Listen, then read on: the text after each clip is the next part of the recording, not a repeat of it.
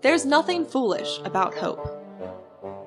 Hey, you bookworms! Do you ever find yourself attracted to danger or things that aren't good for you? Well, you're not alone, and this week's book has finally given that feeling a word. Asui. Asui. So whether you're starting the Kingkiller Chronicles, despite the last book potentially never being released, or you want to sleep with a god, we can understand. I'm Beth. I'm Tori. And we are the Lit Chicks.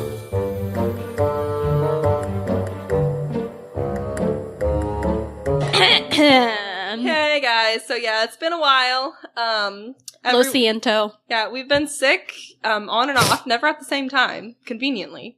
And then also, we just kind of are really bad procrastinators. So here we are, finally getting down to the nitty-gritty and finishing up. This is January. We're finishing up January in March. Oh. So help me. That's us as people. I feel like the walls are caving in. Lord help us all. But continuing our theme of adventure, we've chosen another fantasy series to begin, and never finish. The Inheritance Trilogy. Which, like our last book, this novel was also the author's first published work, so that's pretty cool. But this time around, our protagonist and the author are ladies. Hello, ladies. So give it up for yet another ridiculously talented writer, N.K. Jemisin, and her breakout book, The 100,000 Kingdoms. So Nora K, or NK for short, is a contemporary fantasy sci-fi novelist and a psychologist whose work has won her multiple awards. Her Broken Earth trilogy earned her the Hugo Award for Best Novel 3 years in a row, which is the first time that's ever happened. Wow. Yeah. I looked into the series a little bit, and it's definitely more on my to-read list. Like, I'll tell you about it. It's a post-apocalyptic sci-fi series that explores themes such as oppression, environmentalism, and human nature, which is exactly my cup of tea when I'm looking for a book. I didn't want to read too much on it, or, lest I spoil something, but the reviews for this series are practically near flawless. Everyone loves it.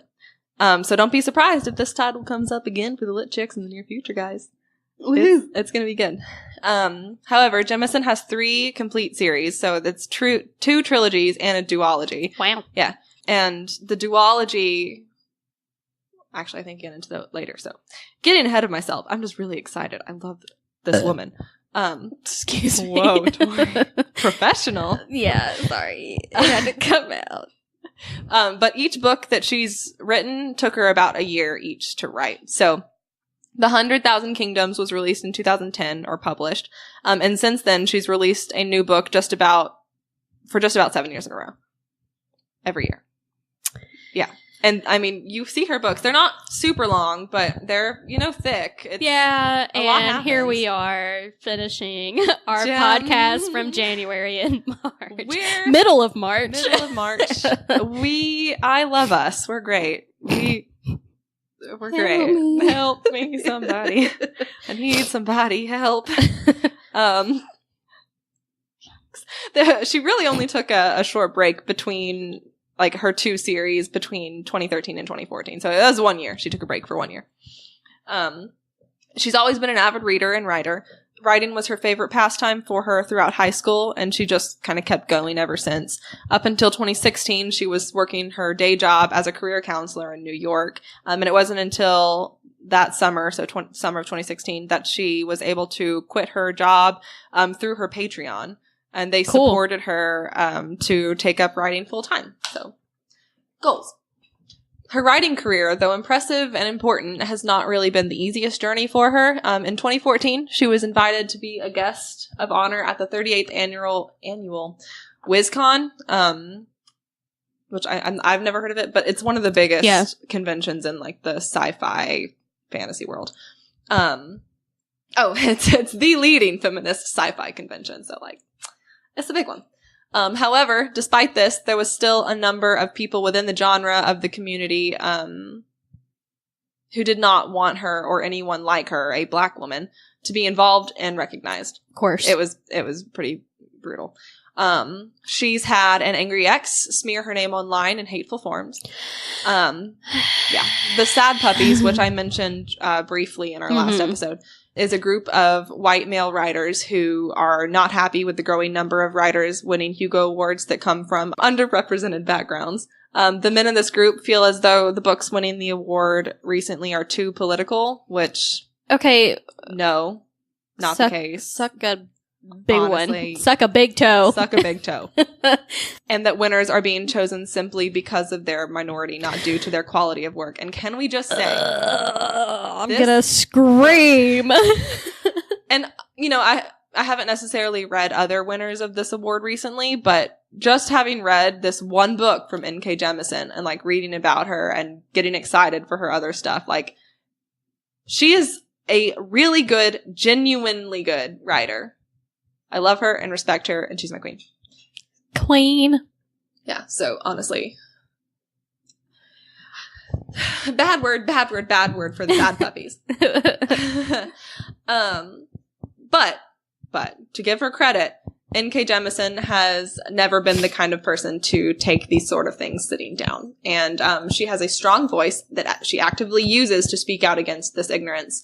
And the thing is whenever she does speak out, she never like sinks low and she doesn't necessarily attack like they do. Well, she stands up for herself and for other writers, and she is not submissive about it, and she'll like call people out as they are, but she's not like inappropriate or like bringing their family into it or anything like, outrageous. No, like name calling. Like she's just really, she just speaks the truth, and that's really respectable.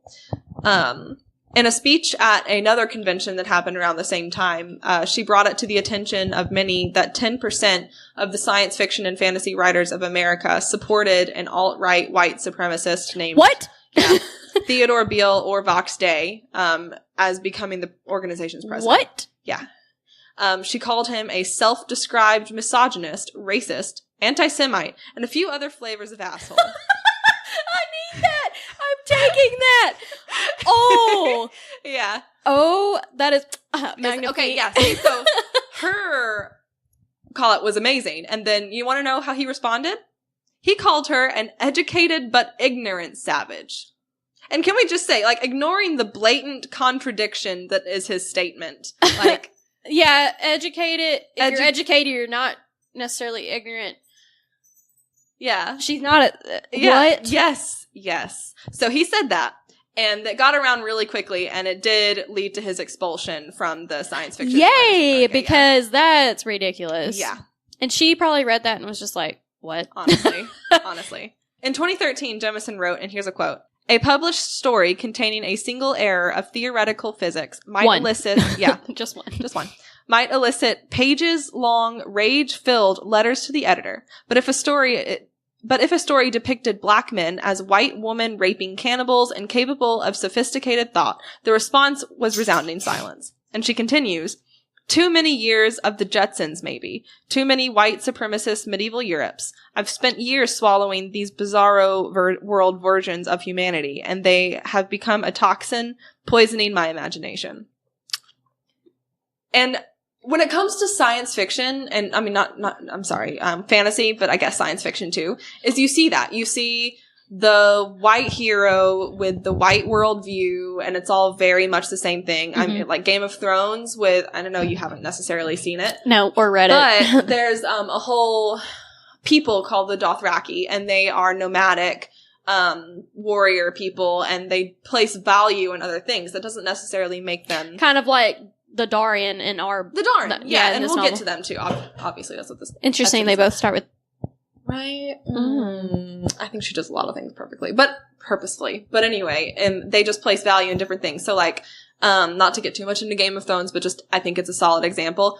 There is two characters. There's Daenerys, who, she's the white Mother Dragon. Mother of Dragons, yeah. And her brother actually sells her to be the bride of the leader of this Dothraki tribe.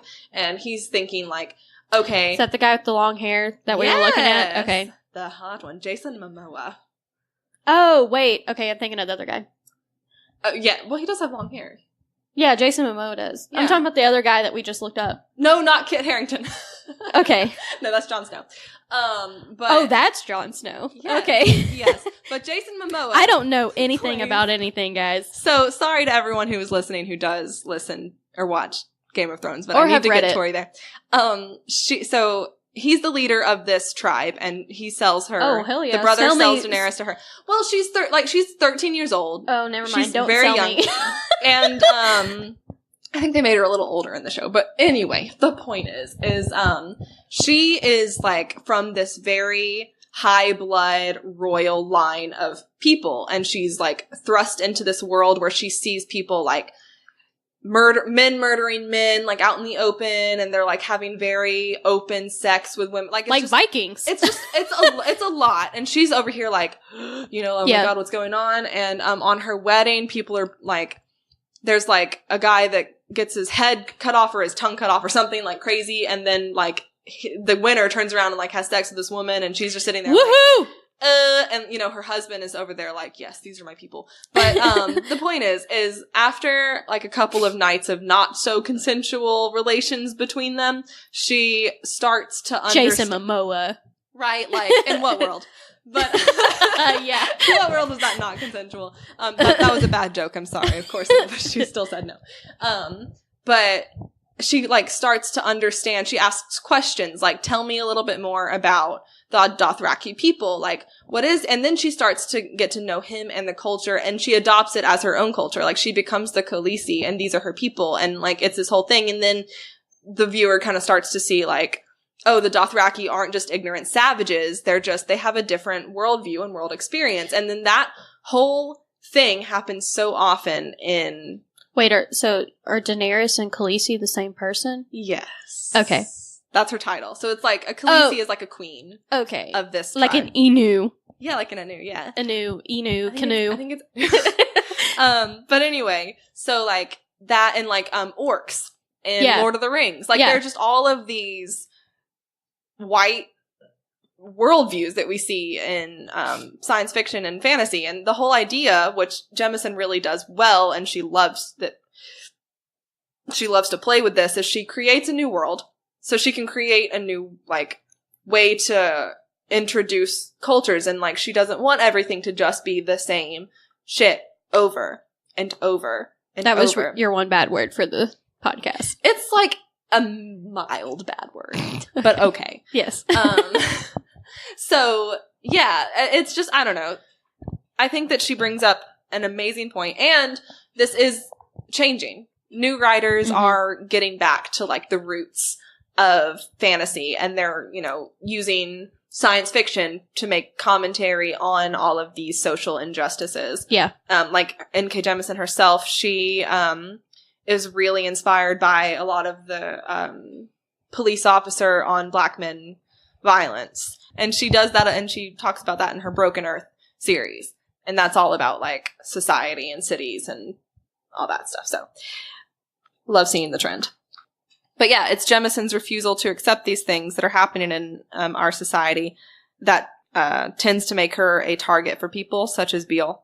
And the fact that she comes out on top after these clashes really shows you that the growth is happening with humanity. But it's also happening within the fantasy genre itself. Mm-hmm. So good. We got a good trend.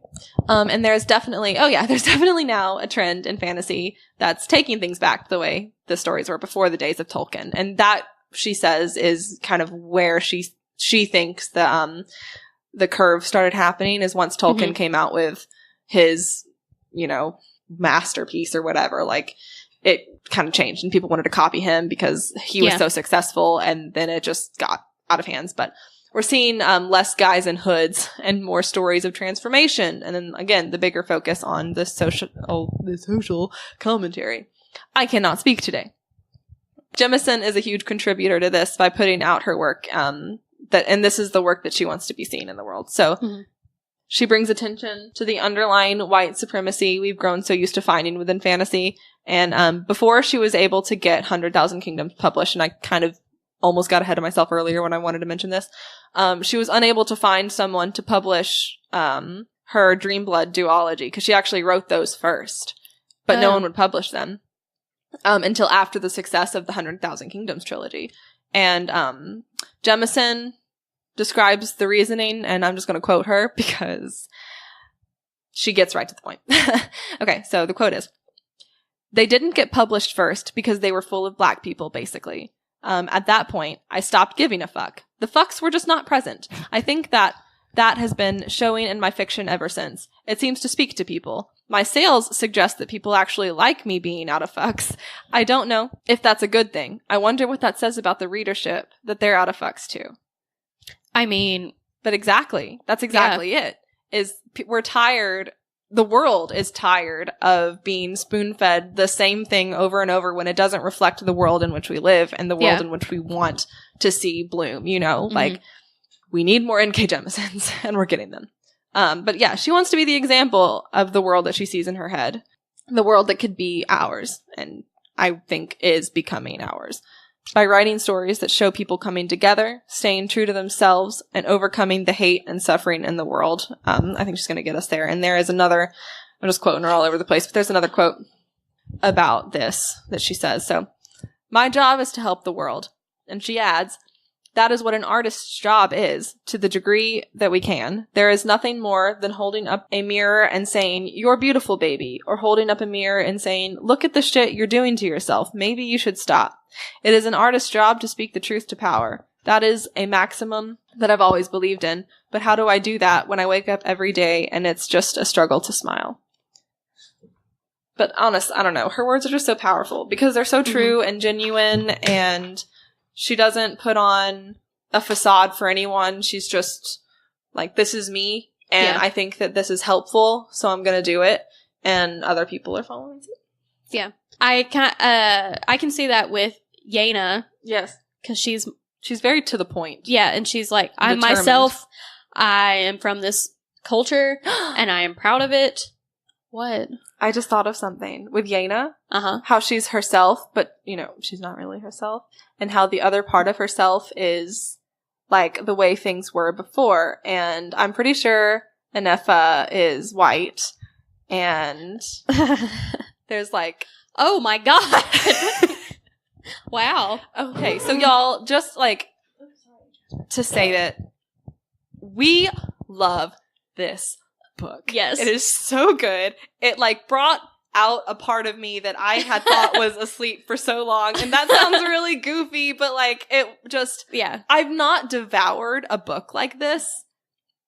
I can't even remember the last time I would read every free second of the day that I had. And I mean, it was kind of like this with The Name of the Wind, but not nearly as much. And like, it was literally, I would wake up, I would read before I went to work, I would read during my breaks at work, I would read at lunch, I would read as soon as I got home until I went to sleep. And then it was like, it was a lot. Yeah. And it was worth it. I read it probably in like 2 or 3 days. Yes, like, it didn't take me very long to read it. You start and like you're reading it, and it takes a little bit to get into, but I mean, stuff starts happening really quickly. And I think that she does that really well to grab the reader's attention. And it's not like so fast that you're like, whoa, what's going on? No. And she really like builds the world for you so well. It's well thought out. It's interesting. I've not ever come across concepts like, as far as the characters in the world go, like this before. It's just so good. So, I know that a lot of you that listen, I mean, all 2 of you that we know. Yeah. Read it. Like, I have it. Tori has it. If you need to borrow a copy, do it, because it's just, I want to talk about it with everyone. Yes. It's forever. Yeah. Really, and we're really definitely good. going to be reading the other 2. I haven't bought the second one of this yet. I bought the second one for the Kingkiller Chronicles, but I'm like, it's on the list. They didn't have it at Barnes & Noble. I would have bought it whenever I bought the Lord of the Rings, but they didn't have it. They had her other series, but they didn't have the second one of 100,000 Interesting. Kingdoms. I know. But without further ado, let's get into our fangirling. It's going to be a lot. Yes.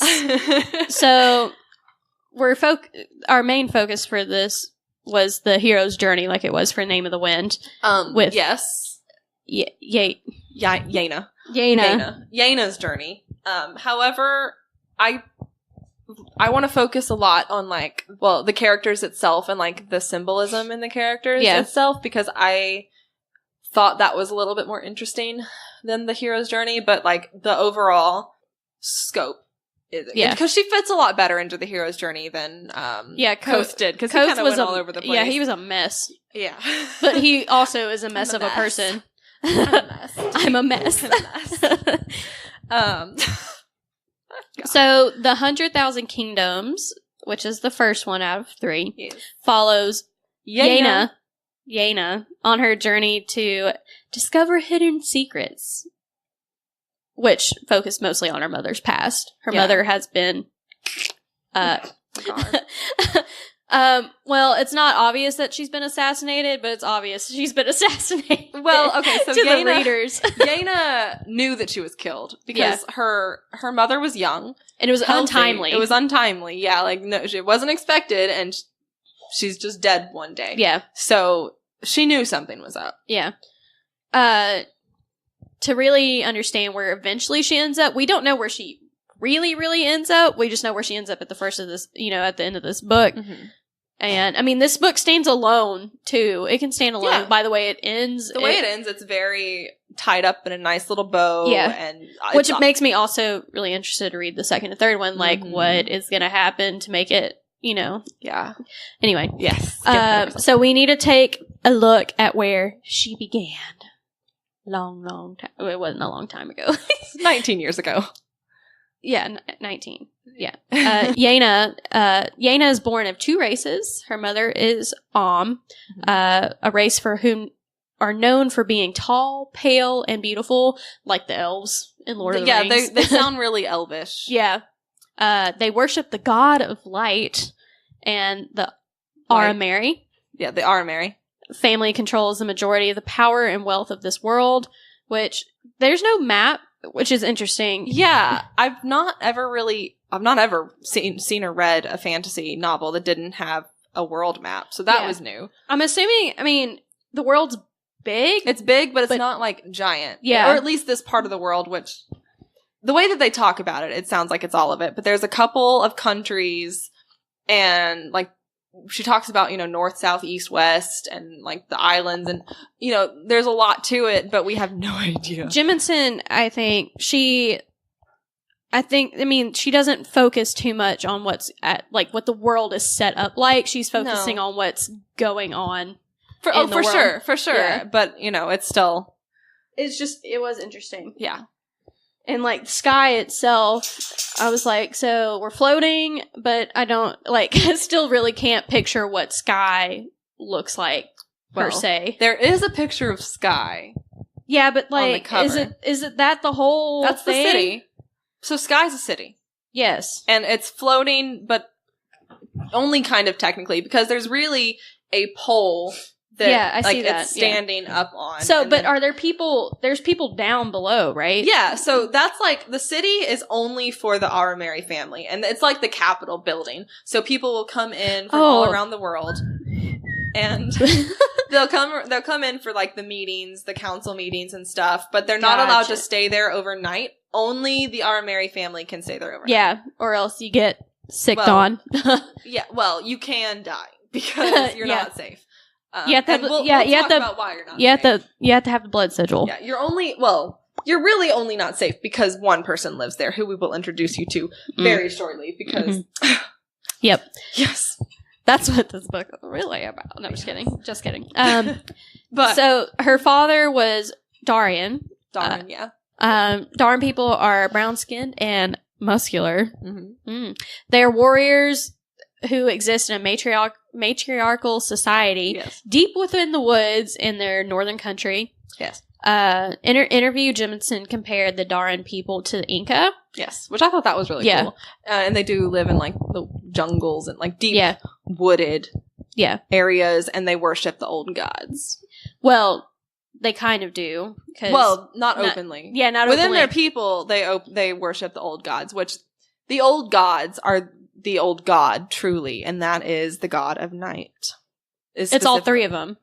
I don't think that, they don't recognize the Timpas so much, because, he's the one that, and again, we're getting ahead of ourselves, but he's the one who, like, destroyed everything and killed Nepha and all this stuff. So they recognize more of the god of creation, which is the god of night. I just love that the god of night is the god of creation as well. Yeah, and then light is order, so it's order and creation. And she really put in a lot of thought to the religion. She took a lot of inspiration from, I think, Buddhism and old mythology, like Greek mythology, and it's just so well done. I love it. Anyway, sorry, fangirling. Despite being a multi-race woman, Yeine deeply relates to the culture of her Daran heritage over her mother, even though she loved her mother. Well, yeah, she loved her mother, and her mother was very different living in Dar than she was whenever she lived in Sky, just because she didn't have to put on all of these, airs and charades and whatever, and she didn't have to, like, be on guard all the time, like, where in Sky, I mean, people are out to get you. You can't trust anyone. And I mean, her father killed her mother. So spoilers, but yeah.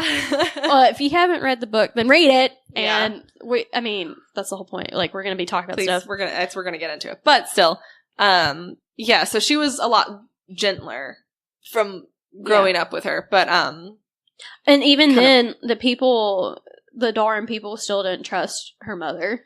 Not really. Because she, They kind of figured, like, I mean, why would this super rich woman be? And one thing to understand the Dar culture is, like, so we said it's a matriarchal society, but, and I loved this, but the women really truly have all the power. Like, they use the men. The men stay at home with the kids. Love it. And the men are, they're not disposable because they love and, like, treasure their men. Yes. But, like, enough so that they don't send them to war. They don't send them to war. They think that, or they say that they should be at home with the kids because it's easier because they have the brute force that if a army or whatever were to come into Dar, they'd be able to defend. Yes. Better. And thunder. Yeah. Hear the thunder. But their real fighting techniques are, like, guerrilla warfare. So like they hide in the trees. And they hide and like they Pocahontas use knives and stuff. So dope. Love it. So I mean, honestly, if I was Yeine, I would be identifying as that too. And I mean, she had to go through a lot to become. She had to fight brutally and earn the respect of her village as the leader, or as they call her, the Anu. Whenever she was a little bit younger, because of her multi-race, they just wanted to make sure that she was.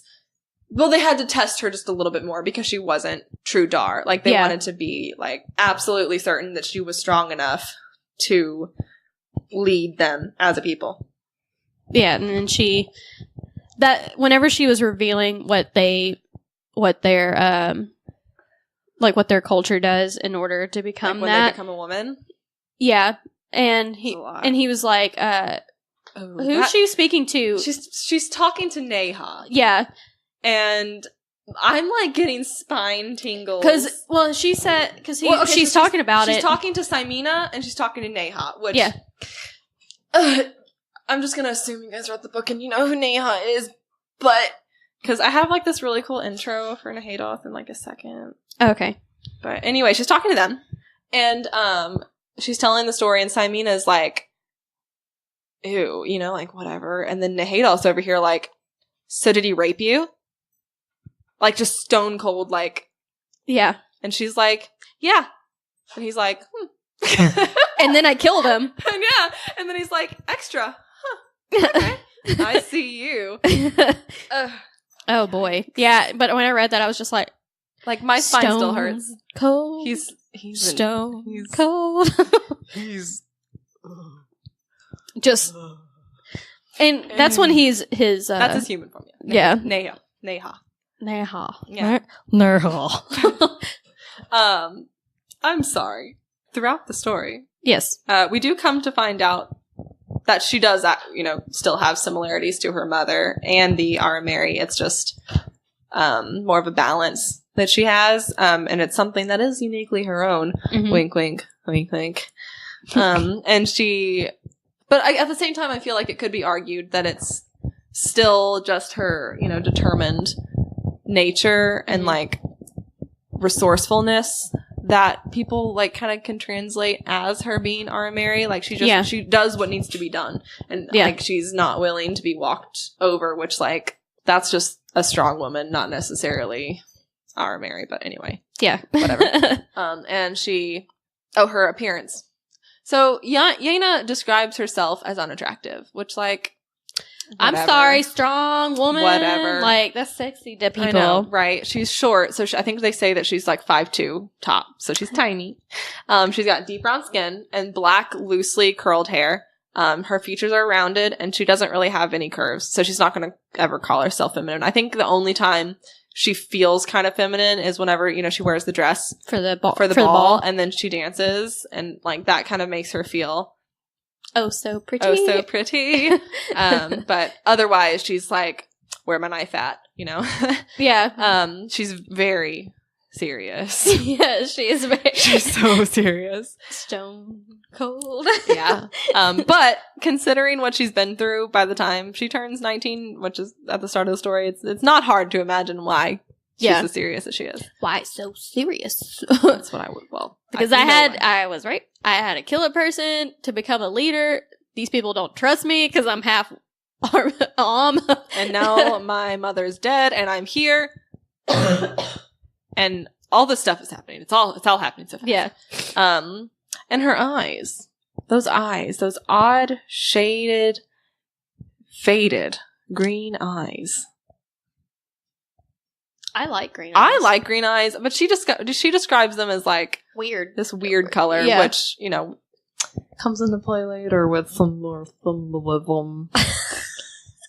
Gosh, staying chronological with this one is so hard. Because you're like, I just want to talk about all of it, and it's like bursting. I'm gonna explode. So if you can't follow, sorry. I'm very sorry. I think we're doing okay. I really hope so. But it's a lot. Let us know. Gosh. But it is through these eyes that we get to see the world in which she lives unfold. And that's to say that this is written in first person. Yeah. Yeah, so Yeine is telling us all of... Yeine? What did I say? Yeine. Telling us all this stuff, like, as it's happening, whereas Koth was recalling it. So her story begins shortly after the death of her mother. Yeine travels to the ruling city of Sky after being summoned there by her grandfather, who is the head of the Arameri family.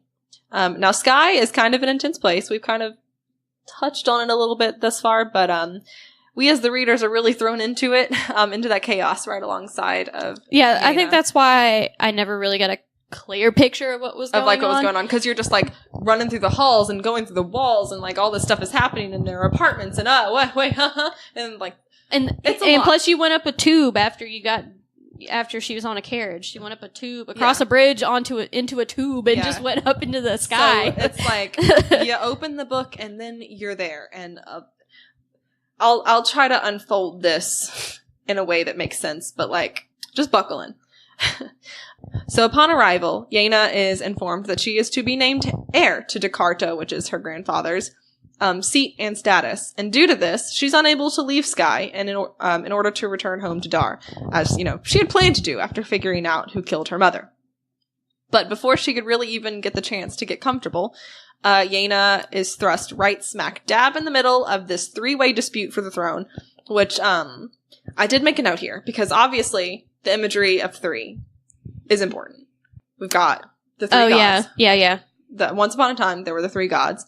We've got the three, Samina, Braylod, and then Yeine, and those are triangle.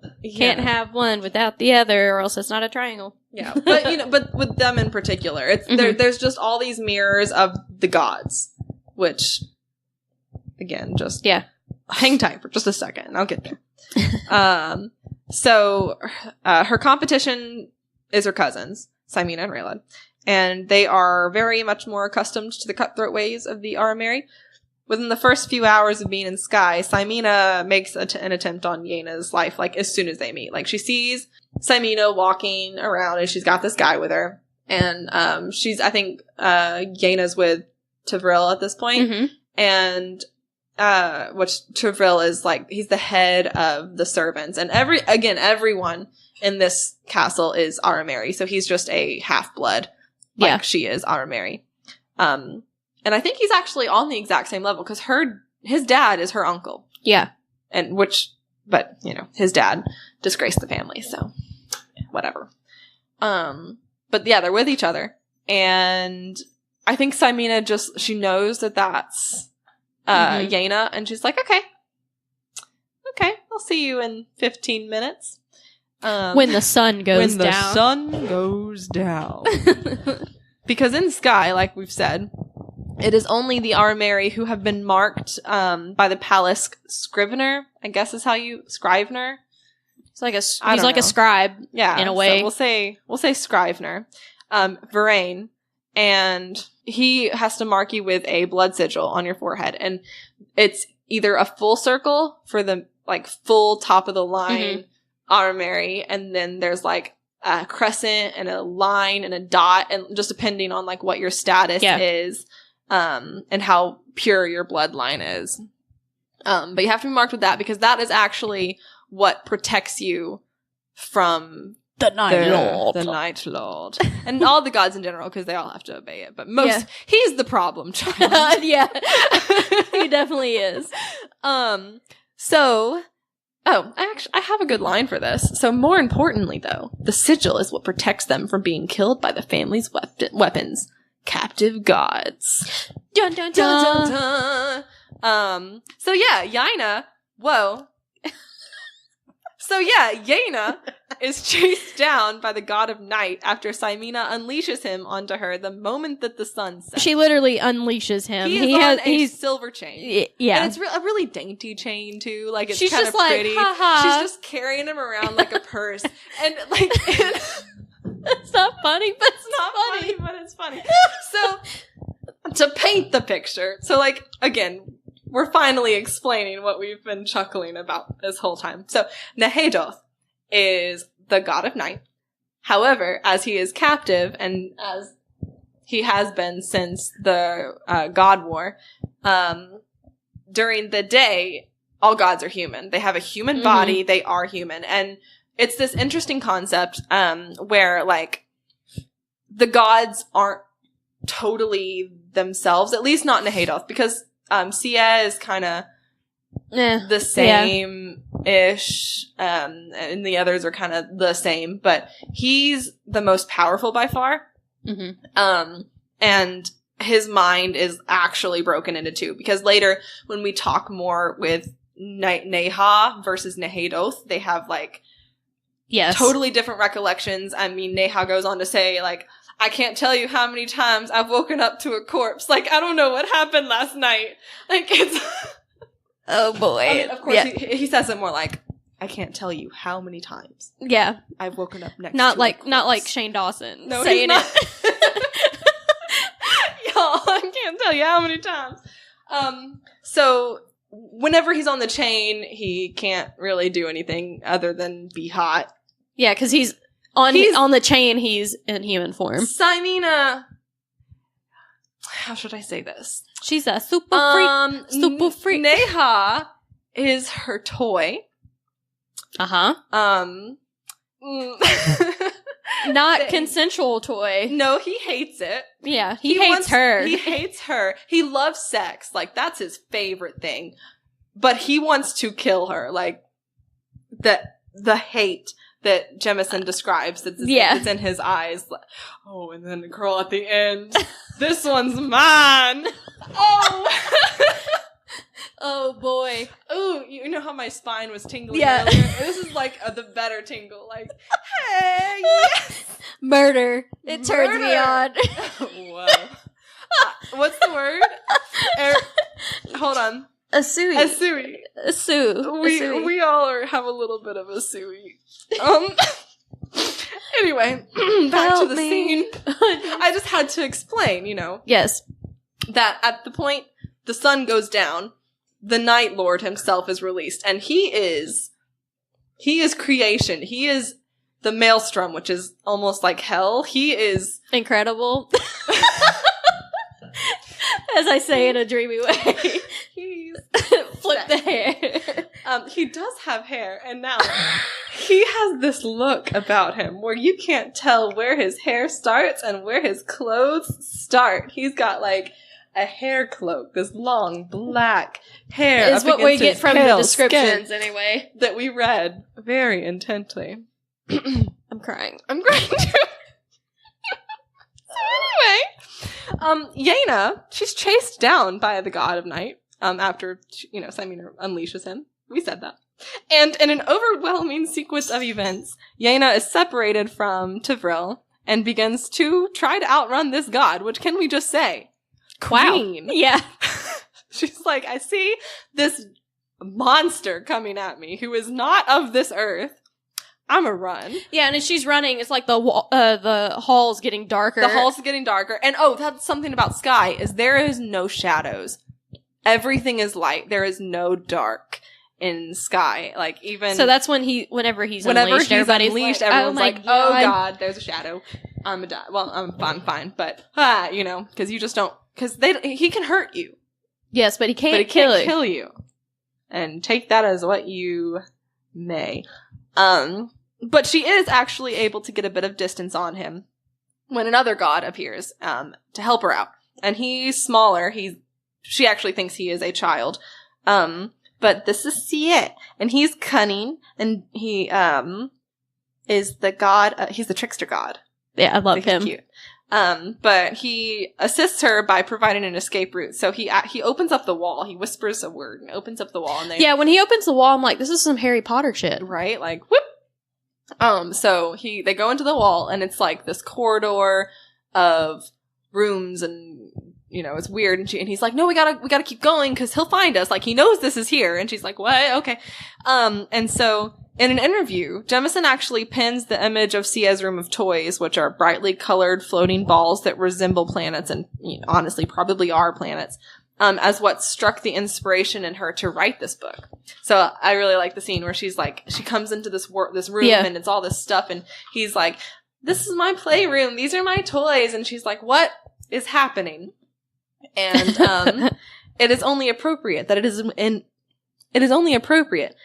is within this room that the story itself begins to unfold, because it's here, I'm gonna get a little extra again, but it's here that Nahadoth does catch up with them. Mm-hmm. And Sia's sitting there like,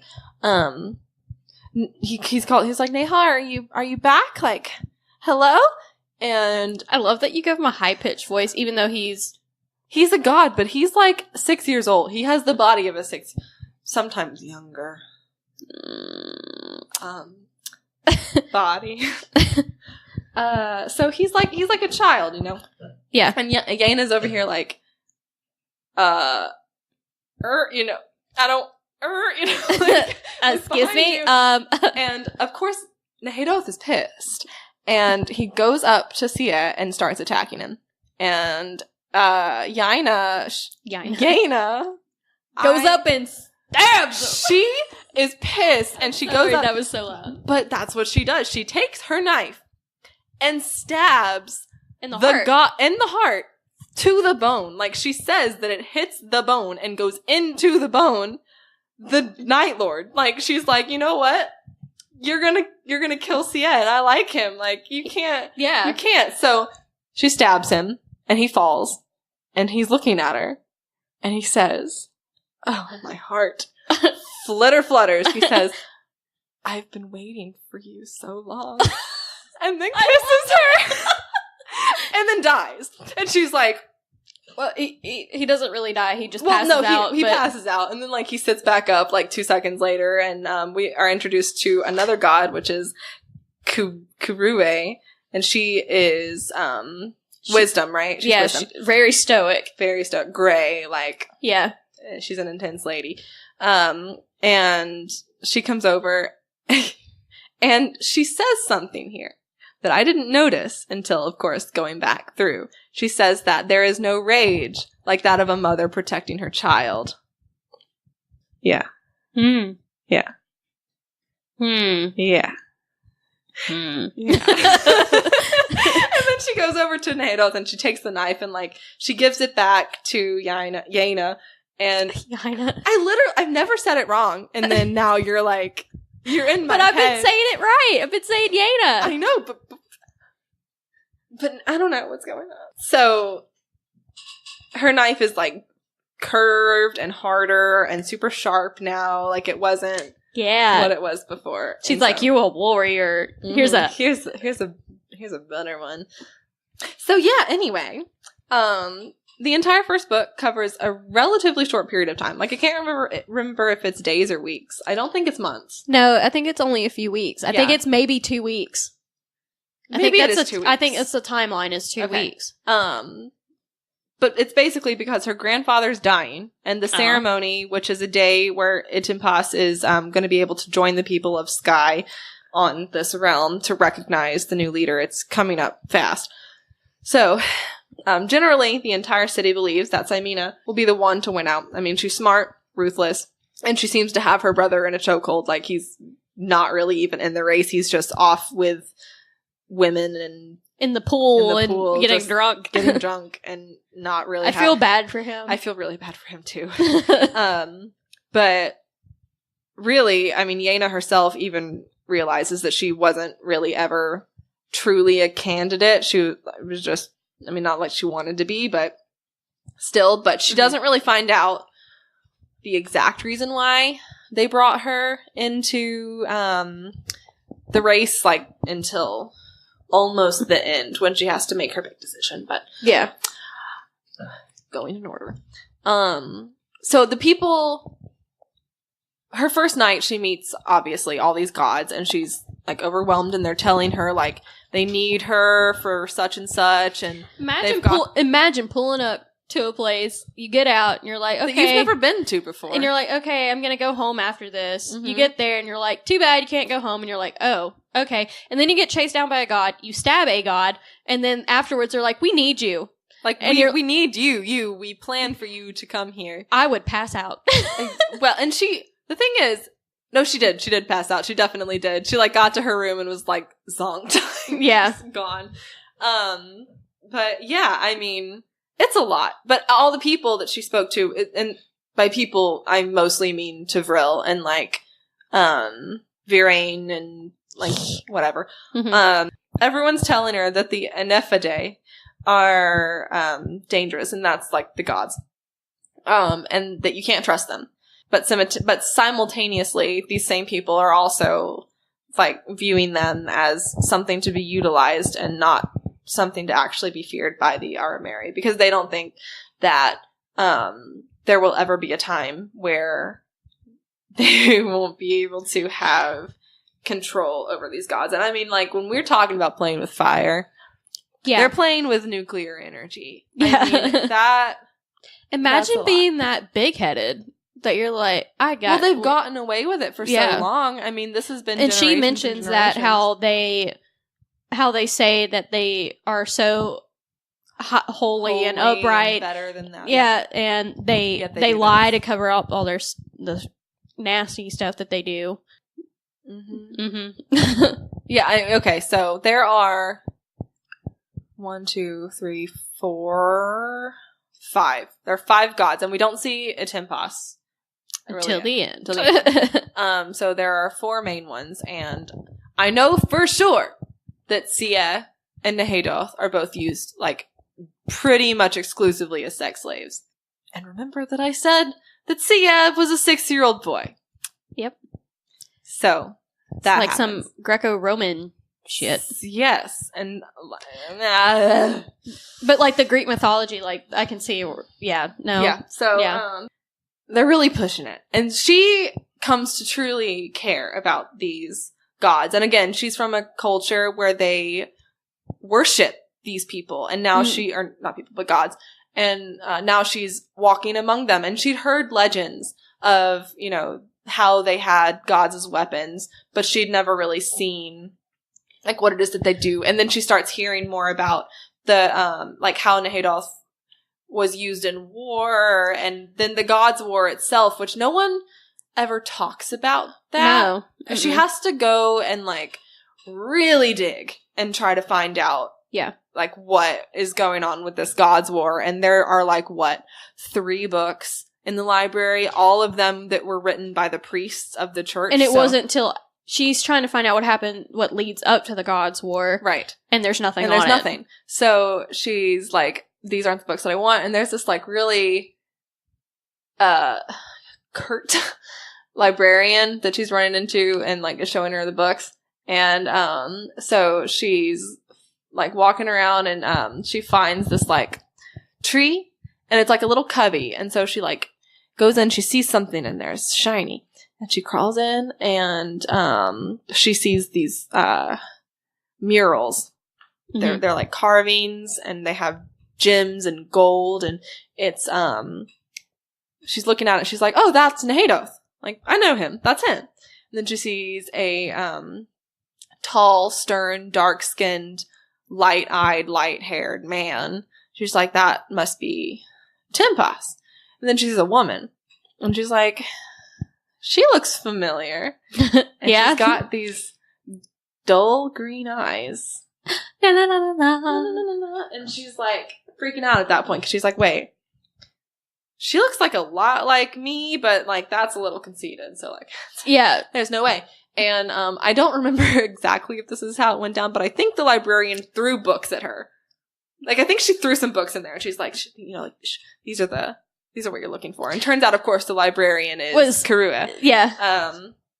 But like, still, that's at the point where she starts to really understand like what happened in the God's War and who Enepha was, and you know, of course, the Enefade are named after the Enepha, which is the god of if there's the god of night and day, she's the goddess of twilight and dawn, and she created humans.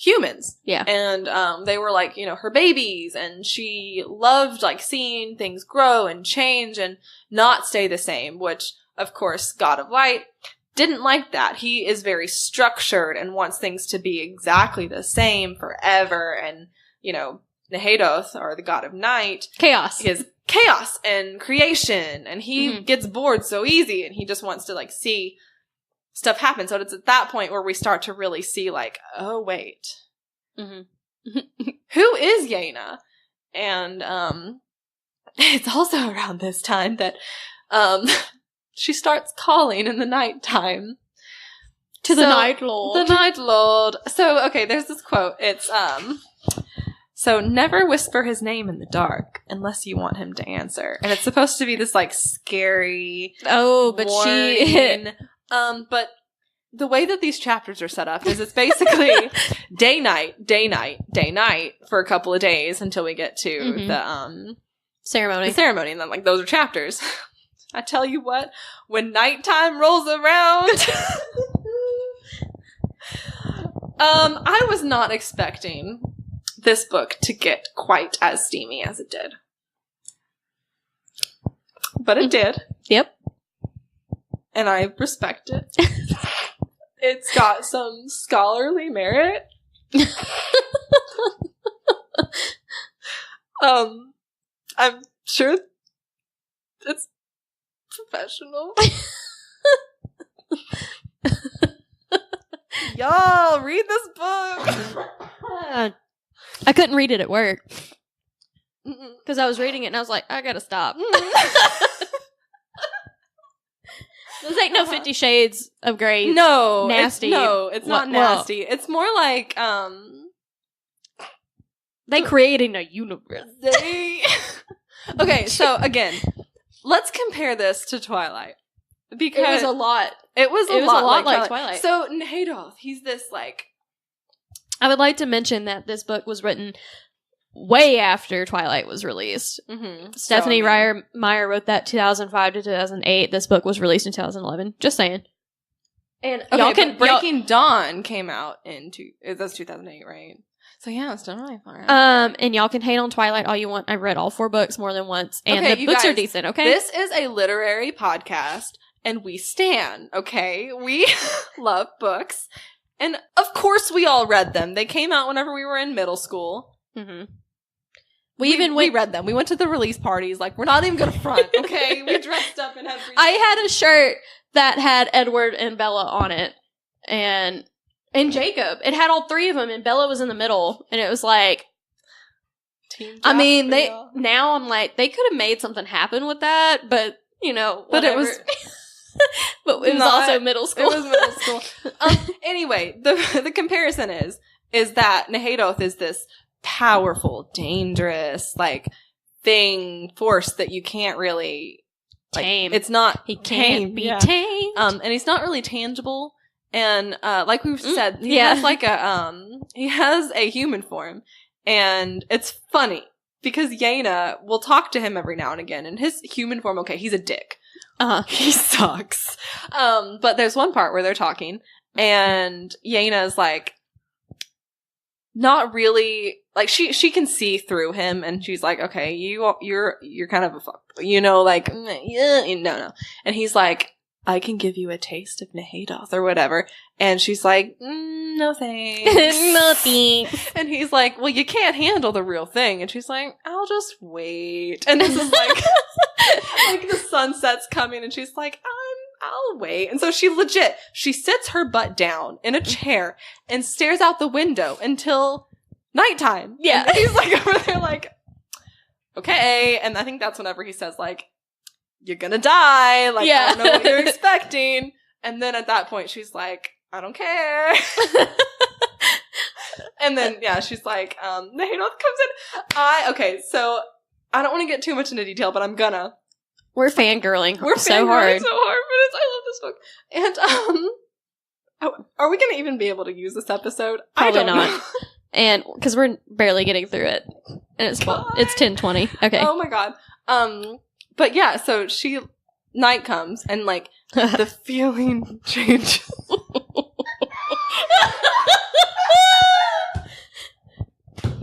Oh yeah. Yeah. Sorry. I'm not wrong. You're not. I'm surprised that universes weren't created. But anyway. They probably were. In another dimension. So, night falls, and the room gets dark, which again, there is no darkness in Sky.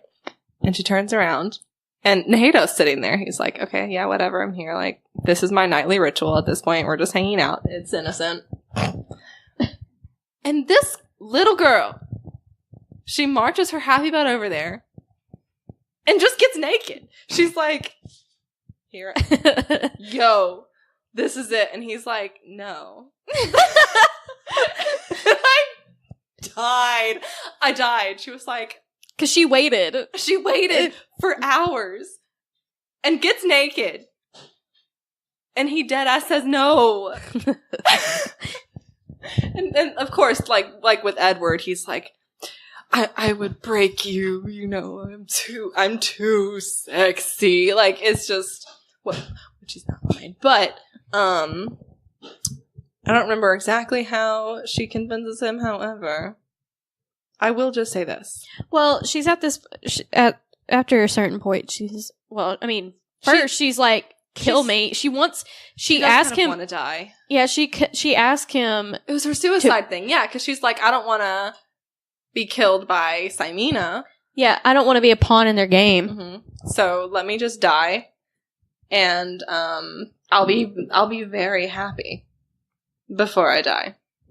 Yeah. Yeah. And he's like, no, you can't. We need you alive. Like, we brought you here for a reason. But she can't even bring herself to really ask him, to command him is the... Right. Not to ask, to command. Yeah. And, it gets kind of like... So the thing with... She really tries not to command any of them. No, she never commands the gods. I think, like... She did whenever they go to that place to convince one of those leaders to stop attacking, or stop his army from attacking the Dar. Yeah, which I don't even think she commanded him. She did to leave. Yeah, okay. Yeah, but once they got there, he just kind of took it upon himself. Yeah. He was like, I'm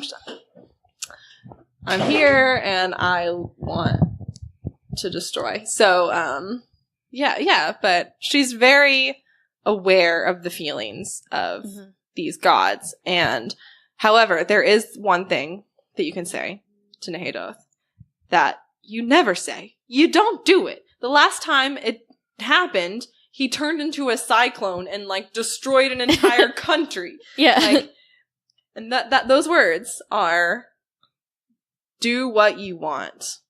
Or something close to that. And,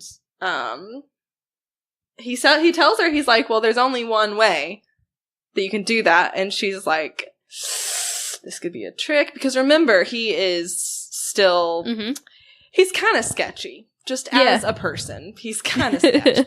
And, but the thing is she still trusts him. And she doesn't, I think at this point, know exactly why she trusts him. But she does. Just like why she doesn't know why she's so appealed to, or why Sia is so appealing to her. Like, she just feels all these things and she can't explain it, but she gives him the command. And the scene that follows,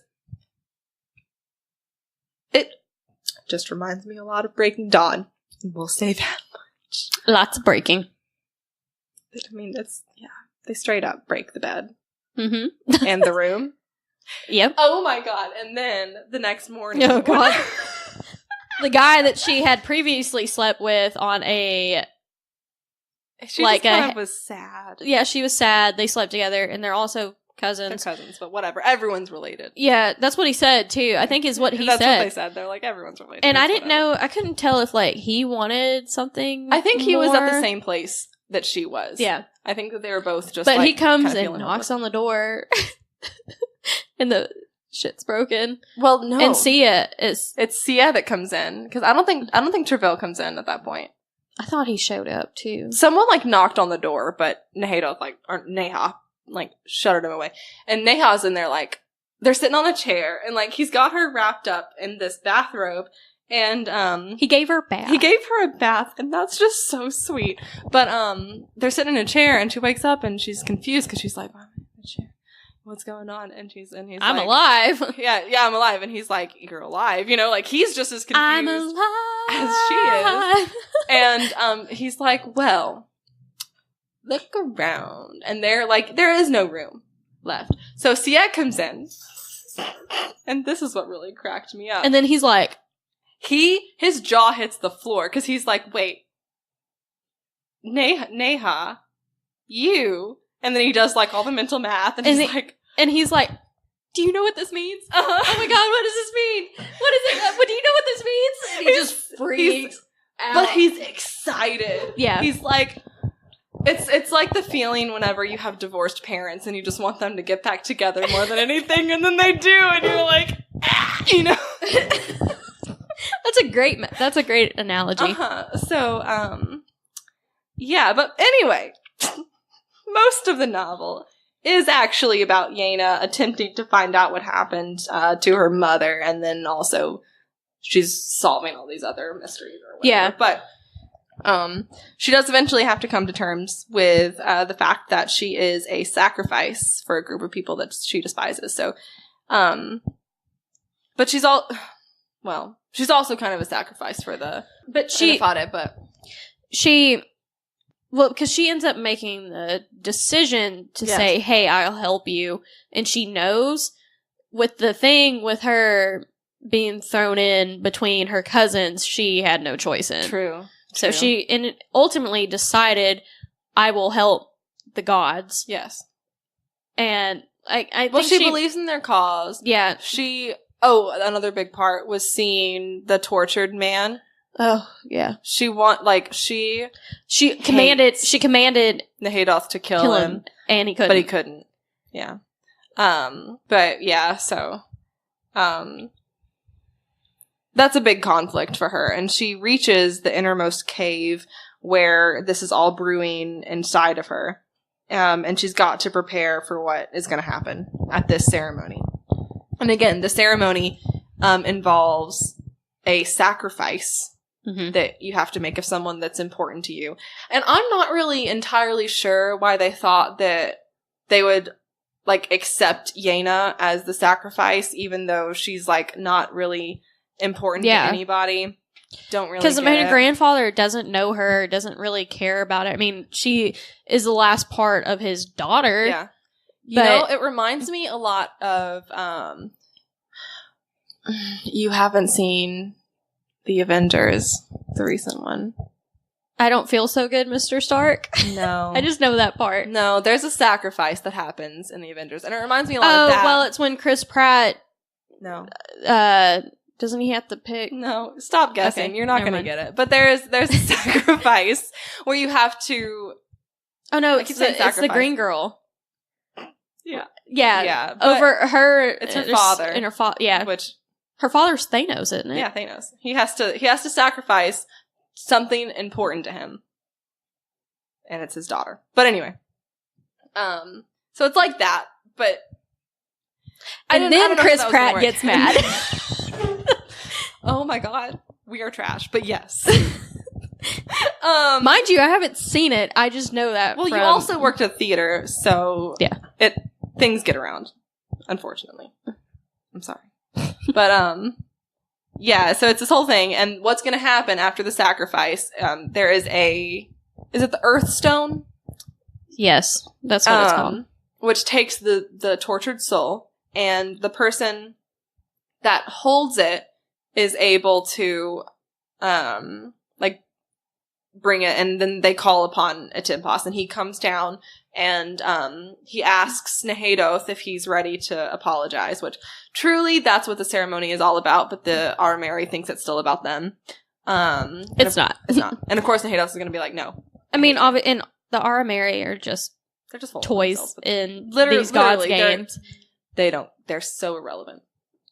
But and they're also the gods are only imprisoned through Atimpos.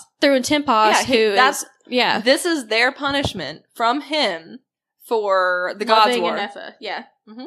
Yep. So even gods can be petty. Yeah, which we haven't said this yet, but it is Atimpos that poisoned and killed Enifa.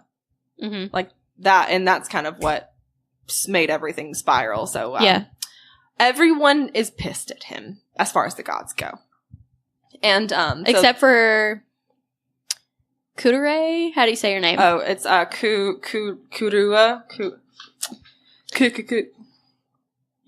Kudurue, yeah, Kudure, because she's promised her freedom if she helps him get Nahadoth back, right? Yeah. Mm-hmm. Yeah. So, that's the ceremony. And, it does not go that way. No, it doesn't. At all. By the time the ceremony actually rolls around, she's decided that she's going to save, her people. And so she agrees to sacrifice herself if they make sure the gods make Raylod. Yeah, and Raylod. And Raylod, yeah. Yeah. Cause she was gonna like, announce that he's the winner or whatever. If they make sure that no harm comes to Dar. And so they're like, okay, that's fine. Sure, no problem. Whatever. So, I know we haven't really talked too much again about the hero's journey, but again, she follows it pretty much to the T. I mean, she finds her, well, her call it her adventure, she's kind of just thrown into She's thrown into the adventure. She's there. Her guide could be a couple of different people. It could be Tavril. He really helps her out with the, regular world. And then we've got, of course, all of the gods who help her out in different ways. Yeah. And, she really just follows it. And then, of course, at the end, or I guess technically it's in the middle, but you're supposed to be, as a hero, reborn after death. And so this is the point where she really has to come to terms with that she's gonna die, or life as she knows it will never be the same. And readers at this point are put on a roller coaster. Tori, I love this.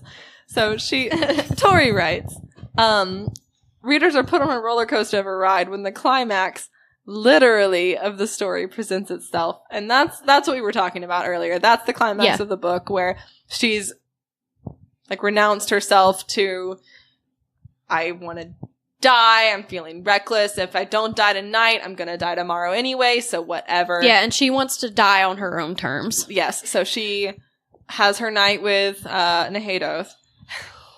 I love the way that you wrote this, Tori. God, you know what? This is just for our eyes. And yeah, you talk about Twilight here too. Love it. We're on the same wavelength. She expects that she's not, I mean, after all the horror stories she's heard, she's expecting to not wake up out of this alive. Yes. And she does. And then everybody, like we said, is like, they're like, what? Shook. And so that's the day of the ceremony. She puts on her ceremonial gown and she starts to get ready. She doesn't really want to do it, but whatever. Yeah, she ends up, like, she comes face to face with a new resolve to carry out both her own and her, I think, initially her mother's revenge, because the whole thing was, like, she went there to avenge her mother and find out what happened. And then she does find out that it is her grandfather that had her killed for... It wasn't her grandfather. It was Vivian. You're right. It was very... Jemisin makes you think it's Jakarta for the longest time, but then she has this conversation with him, and he's like, "I loved her more than anything." Like, his daughter, and he's crying when she's talking during the ceremony. The ceremony just turned. It's hectic. It's a lot. And so yeah, Yeine has chosen Raylot as the successor, and that really throws everyone through a loop. No one's expecting her to say Raylot. They're all expecting her to say Simina. And I think she's even, like, agreed to Simina that she was going to say it, but, like... Not really, because nobody likes her. No, nobody likes her. You can't sit with us. And, so... It's... This whole scene unfolds with Yeine, just really running into it full force. I mean, she doesn't think twice about anything that she does in this scene. She's like, okay, you know what? I'm gonna die. It's okay. I'm gonna get what I need to get done. And, so it's at this point that we find out that Yeine is not who he says what he is. He seems to be. So at the first part of the story, he was just the scrivener, whatever, like, it's whatever. And he knows... Oh, I think he's been Intipus the whole time. He wasn't. They said that he hadn't been. Oh. Because he makes a deal with Intipus sort of in the middle, where Intipus is like, I'm going to be in your body now. And that's whenever you start to see him, like, falling apart, like... Oh, yeah. His body... Oh, when she doesn't see him and stuff like that. Okay. Yeah. Because his body can't handle hosting Intipus. But it's at this point that we find out that, it's him that had her mother killed, and it's also him that is the god of light. And whenever Yeine takes the stone, it kills her. Like, right? Like, pretty much immediately. No, it doesn't! And that's why everybody's freaking out, because she takes it. And she's ready. She's like, I'm gonna die. I'm ready to kill I'm killing myself for these people. Mm-hmm. And as soon as she does, nothing really happens. Like, the power starts happening, but everybody's like, she's not dead yet. Mm-hmm. And then Intipus stabs her as Varan. Yeah, so she starts bleeding out. And she doesn't have a chance to, like, do whatever she's supposed to do with the stone, and so she's on the floor. Yeah, the ritual's ruined. Like, this is not about what the Aramari wanted to do at all, ever. No. It's Varan. It's all about the gods.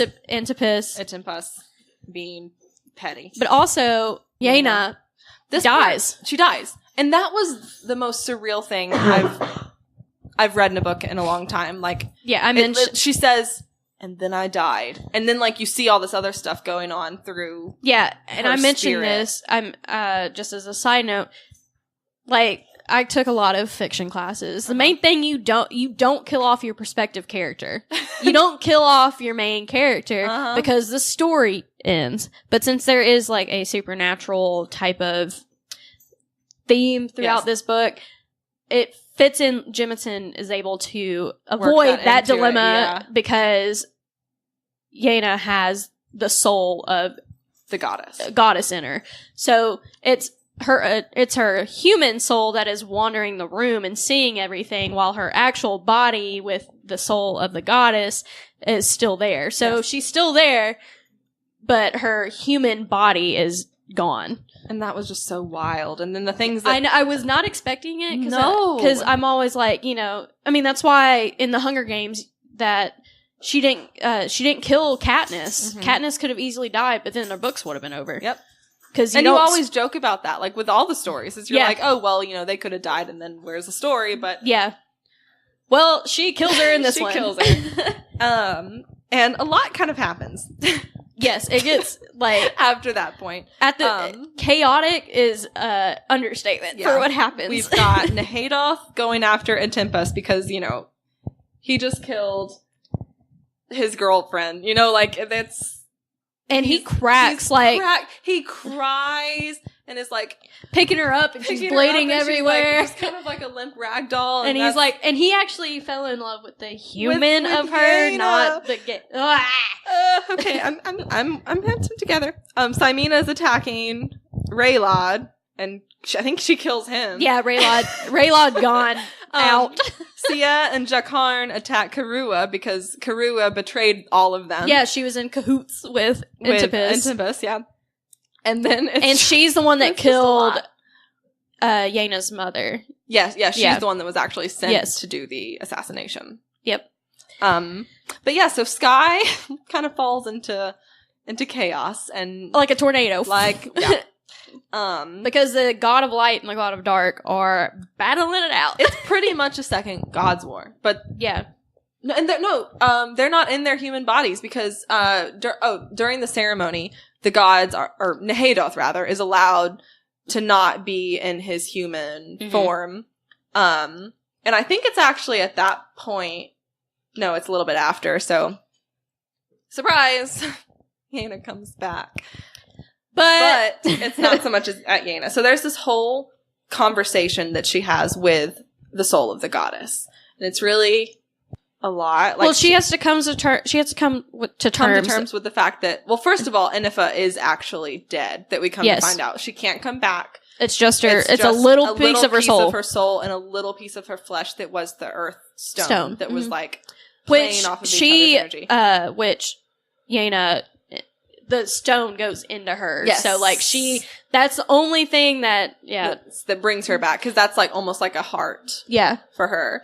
And, so she comes back, and she is not human anymore. Yeah. She's that part when she's having the conversation, in between the two of them, is so beautifully written. And this whole story is beautifully written. But that in of itself was just... It gave me chills, because I was like, because...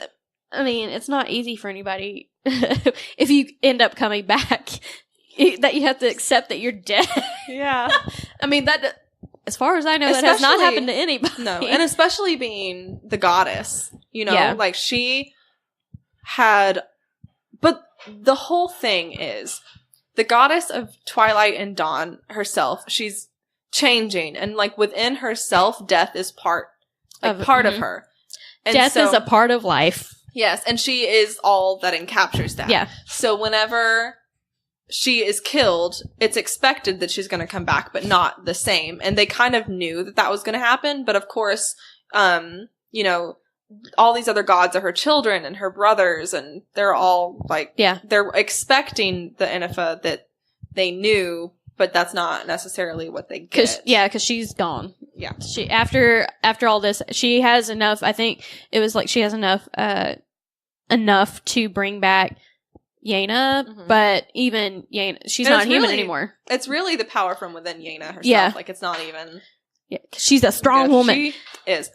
But so she comes back, and, this is a good quote from Enifa. So, my essence, all that I am, is necessary for the world to continue. If I am not to be the one who restores that essence, then it must be you. And so, she comes back, and very quickly, she brings order back into the world. She's just like, yeah, She kind of just she looks kind of gay. She looks around. That's all she does, and everyone stops, and they look at her, And she's like, okay, so we gotta fix this. And so she rips apart the human and like the god form of Nahadoth. So we've got a new character, which is his human form. And he's like, and he's like, oh, like what's going on? Yeah. And he looks at Nahadoth and he's like, oh, you know, the pieces have come together. Yeah. And then she tears a new one into Intempas and curses him to suffer the same fate that he put onto his brothers and children, as to be a human, to walk the earth and only be allowed to help people. He can bring no harm to anyone. So I am so excited to see what in the second book he has to go through and what kind of growth he has. Because ideally, she wants everyone to be together. She wants to be with her brothers. She wants to be with her children. But I mean, that's not gonna happen. Even then, she's like, that's not. I think it well, will not happen right in now. the far distant future. Yeah. So, and I mean, they're gods, so they have all the time in the world, but they do that. She's about to punish Simena when Nahadoth steps in and says that line that I mentioned earlier, where this one is mine. And I wish that they went into what he did to her, but you know it was bad. Yeah. Exactly. You know it sucked, and she did not have a good time. And she also, I think she heals Jakarta's heart just enough where he'll live a few more days or something like that. I think because he's dying. I mean, he's on the brink of death at that point because he's like on the floor with his cane knocked out. And Treville becomes the leader. No. So yeah, I'm sorry guys, we're like all over the place, but it's been 2 months since we finished reading this book. Yikes. And yeah, so she heals Jakarta and is like, okay, look, you've got to pick an heir. I think it should be Treville because honestly, he was the best leader out of all of them the entire time. He's been managing. And he has trust with people, so people like him. Yeah. He's a genuine guy. He knows how to handle things under pressure. Yeah, and the whole time isn't he in the room? No, he's not. No, he's not. He's down below making sure everyone's not freaking out when the castle's like being thrown all over the place. So I think he's a good candidate for the job. But they still had to like make it official for the world to acknowledge it, because again, Sky has control over all the other kingdoms and governments and whatnot. What did she do with Karue? She, I can't remember what happened. Too. Let's see. Or did they just kill her? No, they didn't kill her. But how are we saying CA? CA. When he looks at her and she's back, and he's like, Yeine, and she's like. And she didn't respond, and he's just kind of like confused because it's also not Anefa. It's not Anefa. No, it's not Yeine either. It's just like it's this whole new thing, but mostly Yeine. Yeah, but even then, she's like he says that, and she goes, what? Like, who is that? What is that name or whatever? She doesn't identify with Yeine anymore. She's a new goddess. She's just there. She's just she's a newborn. She's an essence. Okay. Kind of like gravity. She's there, but, you know, you can't really put your finger on it. I'm not sure what happens to her. I know she's punished. It all happens so quick. Mm-hmm. I let it trail through my fingers as Kure fell to the floor dead. Oh, so she did kill her. Yeah. Okay. So that's what, two out of the... Well, no, Intipus isn't dead. Intipus is human. Sia's good. Jakarna's good. Nahadoth is good. Nahadoth is good. It's getting late. Madara. Okay, so we're kind of trailing. Most hero, like, just in the hero journey type of thing. The death of a character, you know, they come back to the normal world, and they have this newfound respect for their life, whatever, you know, all that. Everybody's seen Lord of the Rings. Yes. We know. Samwise Gamgee was the real hero.